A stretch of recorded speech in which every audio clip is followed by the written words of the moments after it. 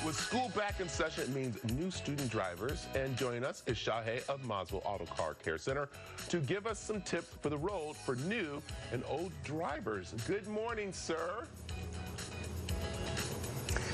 Good morning, Brad. How are you on this lovely cloudy day? I know, and I'm sorry to really do it. You look great. You lose some weight. You look amazing. Yes, I'm following your lead. You're my inspiration, good sir. I like it. There you are. Perfect. Well, you're our inspiration of making sure our teens are safe on the road. So let's get into one thing that I think a lot of them forget, that mom and dad bought this. So I really don't care about the car so much as long as I look good in it. But you're saying respect the machine. Yes, respect the machine. I mean, we always forget or not really know. This is a 3,000 to 4,000 pound vehicle that's rolling down the road at whatever speed that it's going at. We got to make sure that, I always say, and I have two boys myself, the first 5,000 miles, nobody else in the vehicle but the driver, except for mom and dad, of course. Seatbelts are a no given. Learn how to do your side view mirror. Learn to look back and pay attention. No distractions of any kind.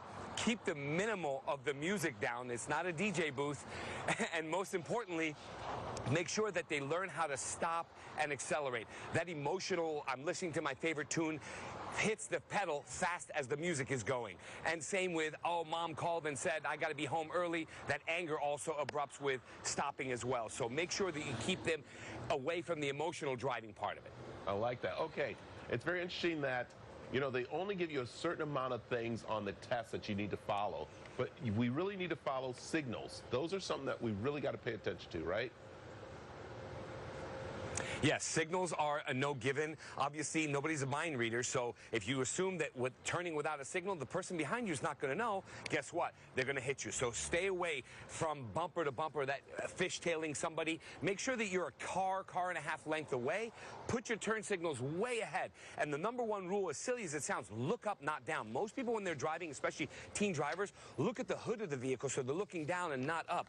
Put your chin up 6 inches. You could see ahead and see, wow, there's traffic, there's lights stopping. I better slow down. I like that. Okay, I know the kids are back in school and they're doing all their studying for math, science, or anything, but I think one thing they do really need to study, and that is the vehicle, the basics, right?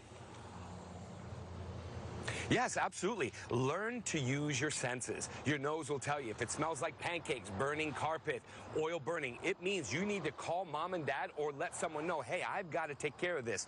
Don't ignore. That's the worst thing any teen driver can do.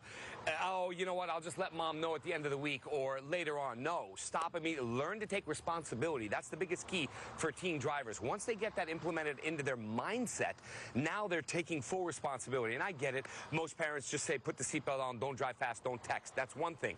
But understanding the fundamentals of car ownership is responsibility.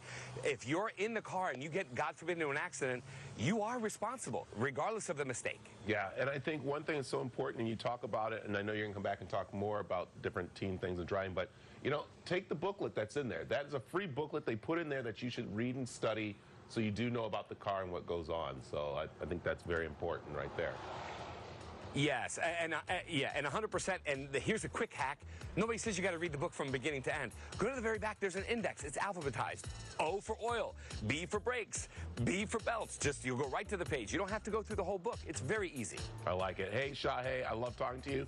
It's Mazvo Car Center right there on 7th Street. You got to go check him out. But he will be back to talk more, of course, teen driving and, of course, something to look forward for this weekend. Thank you, buddy. The preceding portion of the Arizona Daily Mix was sponsored by Mazvo Car Care Center.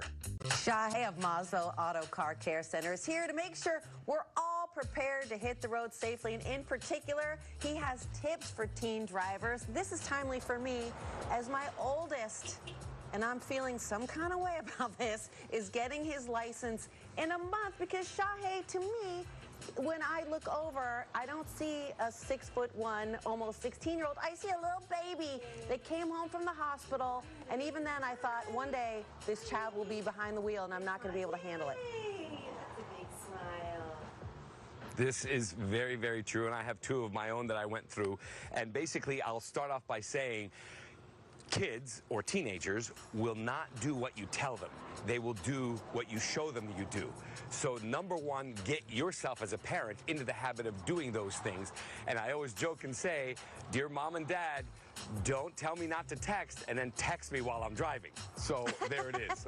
You got to make sure that you follow the protocol. Well, one thing that concerns me thinking about my own teenage years, the vibe in the car was definitely who's sitting on whose lap, what music is blaring. How can you set a tone inside the car or encourage your teenager to do so?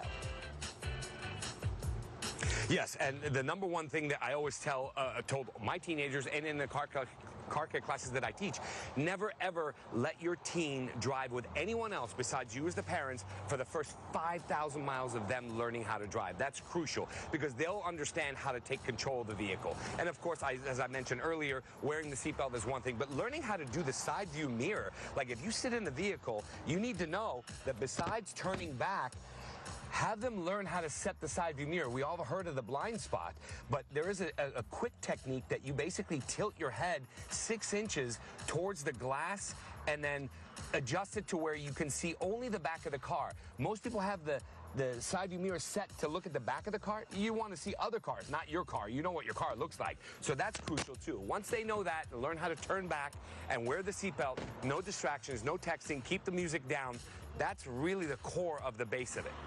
In terms of teaching your teenagers, my husband and I have both taught our son who's getting his license in about a month, but I've been really curious about driving schools. Do you think that's a worthwhile investment?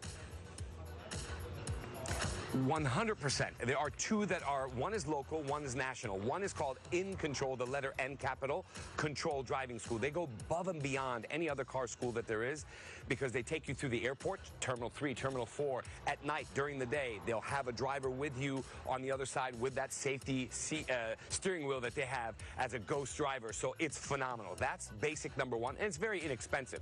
Two is the brakes program, BRAKES with ... in the middle. That is a national one where it's totally free. You sign up on their website and they'll go across all the different states, and then basically they take a credit card to hold your spot. If you don't show up, they're going to charge you. But if you show up, you and the child or your teenager can get in. They put you on a racetrack and they purposely make you lose control. Like as a parent sitting in the back, I'm freaking out going, oh my God. But the driver knows what he's doing and he makes them do it over and over until the student driver learns how to get out of that control. I got to tell you, my kids are better drivers than me. That is such a great idea because why not experience that feeling in a controlled setting? Absolutely, and that's what they do because at the end of the day, it's when you're not in control. Backing up and doing parallel parking, that's a controlled environment. I used to take them to a parking lot late at night when it was all the supermarkets were closed and make them do turnarounds. Every parent does that. But to actually put them on a racetrack at 55 miles an hour and the guy, the instructor purposely makes the car lose control, as a student driver, anybody, myself included, be like, oh my gosh, what am I going to do? He's in control, but he tells you verbally, physically, do this, do that, over and over. Repetition, my goodness, there's nothing better than that. Shahe, thank you so much. I learned so much from you, and say a prayer for me because I'm a worrier and I don't know if I can handle it. Thank you. Hang in there. Thanks. We're going to put information about those driving schools he mentioned and, of course, how to find Shahe on our website, cw7arizona.com. Thank you so much. The preceding portion of the Arizona Daily Mix was sponsored by Mazvo Car Care Center.